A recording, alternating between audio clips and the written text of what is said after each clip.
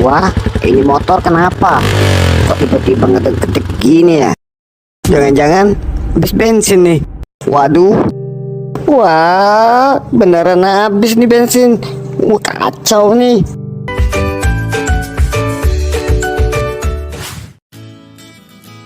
Minyak bumi adalah benda cair yang kental, berwarna gelap, yang biasa terdapat jauh di bawah permukaan bumi. Apakah kalian tahu dari mana asal minyak bumi? Jutaan tahun yang lalu, hiduplah berbagai hewan dan tumbuhan di bumi. Ada yang hidup di darat, ada juga yang hidup di laut. Nah, sisa-sisa hewan dan tumbuhan yang sudah mati ini akhirnya mengeras dan membatu, lalu menjadi fosil dan tertimbun oleh endapan pasir, lumpur, dan zat-zat lainnya. Selama jutaan tahun, fosil-fosil ini tertekan oleh tekanan alami bumi dan terpanaskan suhu bumi. Selama tertimbun, bakteri pengurai juga ikut mengubah fosil-fosil itu sehingga menjadi senyawa hidrokarbon. Senyawa inilah yang menjadi asal-usul terbentuknya minyak bumi, gas alam, dan batu bara. Minyak bumi sering ditemukan di waduk-waduk besar di daerah batuan endapan yang memiliki pori-pori ribuan meter dalamnya di bawah tanah. Namun ada juga yang ditemukan pada kolam-kolam permukaan bumi. Negara penghasil minyak bumi terbesar adalah Rusia, Amerika Serikat, Arab Saudi, dan Iran. Untuk proses pembuatannya, minyak mentah dari bawah tanah diangkut ke tempat penyulingan untuk diolah menjadi beberapa manfaat bagi manusia. Misalnya untuk dijadikan bensin, minyak tanah, bahan bakar diesel dan pesawat jet, serta minyak pemanas. Seperti kendaraan bermotor yang sering kita pakai menggunakan bahan bakar dalam bentuk minyak bumi yang sudah diolah. Selain itu, minyak bumi juga dimanfaatkan untuk membuat bahan-bahan lain seperti plastik, lilin, pupuk, aspal, tinta, dan deterjen. Di negara kita, jumlah energi fosil seperti minyak bumi sangat berlimpah. Namun, makin lama jumlah minyak bumi akan berkurang, bahkan bisa habis. Diperkirakan minyak bumi di Indonesia akan habis dalam waktu 11 hingga 12 tahun ke depan jika tidak dibuatkan cadangan baru. Untuk mengatasinya, pemerintah kita mencari sumber daya energi lain untuk menggantikannya. Contohnya tenaga surya dan tenaga angin. Nah, kita juga bisa ikut membantu mengurangi penggunaan minyak bumi. Caranya, kurangi menggunakan kendaraan bermotor, terutama jika jarak yang ditempuh dekat. Lebih asyik lagi jika kita pergi dengan berjalan kaki atau bersepeda, kan?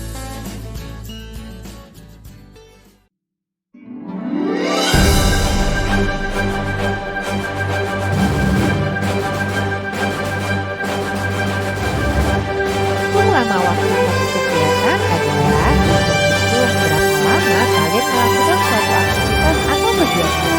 Hal ini disebut durasi atau lamanya.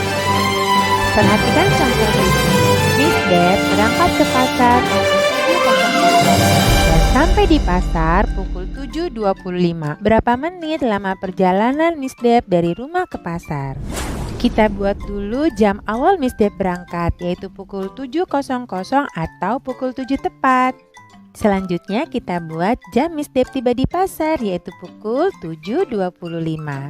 Karena yang ditanyakan lama perjalanan dari awal sampai tiba, maka kita kerjakan atau kita cari dengan jam tiba, kita kurangkan dengan jam awal Miss Deb berangkat.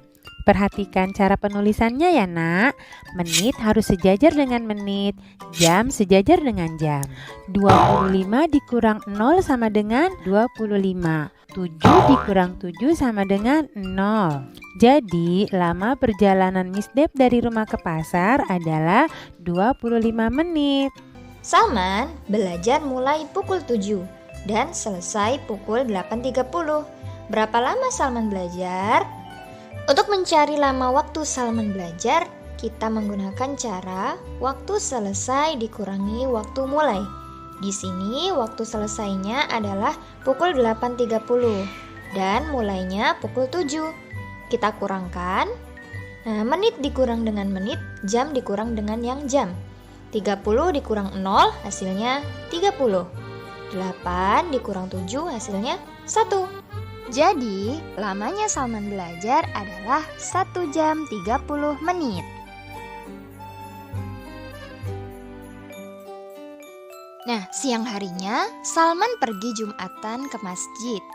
Ia berangkat pukul 11.50 dan selesai pukul 14.00. 14.00 itu pukul 2 siang ya, Nak? Berapa lama Salman pergi sholat Jumat? Caranya sama seperti tadi. Waktu selesai dikurangi dengan waktu mulai. Waktu selesai Jumatannya pukul 14.00. Waktu mulainya atau berangkatnya pukul 11.50. Kita kurangkan ya. Menit dikurang menit, jam dikurang jam. 0 dikurang 50 tidak bisa. Maka kita pinjam 1 dari angka yang di depannya. Nah, dari angka 14 ya, kita pinjam 1. 1 ini nilainya 1 jam. Karena yang meminjam adalah menit, maka 1 jam ini kita ubah menjadi menit. 1 jam sama dengan 60 menit. Nah, 60 ini kita tambahkan dengan 0. Hasilnya 60. Baru 60 kita kurangkan dengan 50. Hasilnya 10. Selanjutnya 14 dikurang 11. 14 tadi sudah dipinjam 1, jadi tinggal 13. Nah, 13 dikurangi 11, hasilnya 2. Jadi, lamanya Salman melaksanakan sholat Jumat adalah 2 jam 10 menit. Sampai di sini anak-anak paham?